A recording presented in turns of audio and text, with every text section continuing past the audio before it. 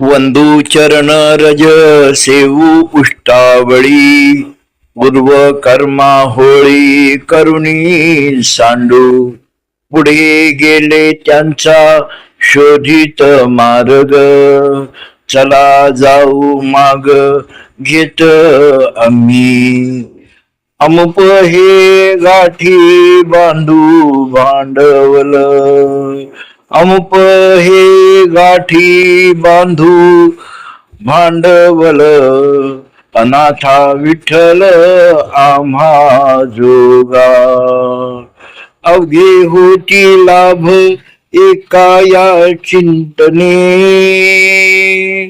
नाम संकीर्तने गोदाच्या नाम संकीर्तने गोदाच्या जन्म मरणाच्या कुंटतील खेपा होईल हा सोपा सिद्ध पंथ होईल हा सोपा सिद्ध पंथ तुका म्हणे घालू जीवपणाची रा जाऊ त्या माहेरा निजाची या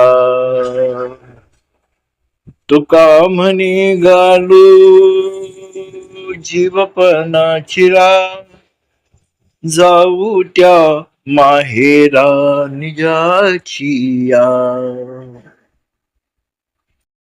भावार्थ जे संत पुढे गेले त्यांची चरणवंदना करून त्यांचे उष्टे सेवन करू त्यामुळे आपल्या पूर्व कर्माची होळी होईल. हे ज्ञानभक्तीचे भांडवल पदरी बांधून विठ्ठलास वश करून घेऊ.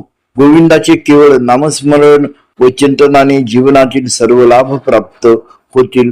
जन्म मृत्यूच्या एरझऱ्या संपतील आणि संत सहवासाने हा जन्म सार्थकी लागेल. पुढे गेलेल्या संत सज्जनांच्या मार्गाने शोध करीत त्यांच्या मार्गाने आपण त्यांचा माग घेत पुढे जाऊ. संत तुकाराम महाराज म्हणतात की या मार्गाने गेले असता मोक्षरूपी माहेराचा लाभ होईल. रामकृष्ण हरी.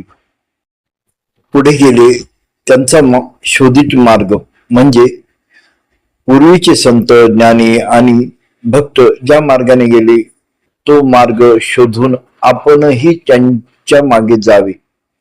वंदू चरण रज सेवू उष्टावळी. संतांच्या चरणाची धूळ ही पवित्र आहे. त्यांच्या सेवेत राहिल्याने अहंकार नष्ट होतो आणि पूर्व कर्माचा नाश होतो. अनाथाचा विठ्ठल आम्हा जोगा. अनाथा विठ्ठल आम्हा जोगा. विठ्ठल हा अनाथाचा आधार आहे. भक्तीचे भांडवल त्याच्याकडे आहे. त्याला देव सहज प्राप्त होतो. नामस्मरणाचे महत्व. नामसंकीर्तन गोविंदाचे नाम घेतल्याने मन शुद्ध होते. जीवनात समाधान येते. जन्म मरणाच्या फेऱ्या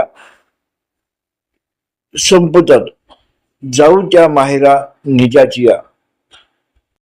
माहेर म्हणजे आत्म्याचे खरे घर, परमेश्वराचे धाम. संतांच्या मार्गाने चालल्यास आत्म्याला अंतिम शांती मिळते. रामकृष्ण हरी.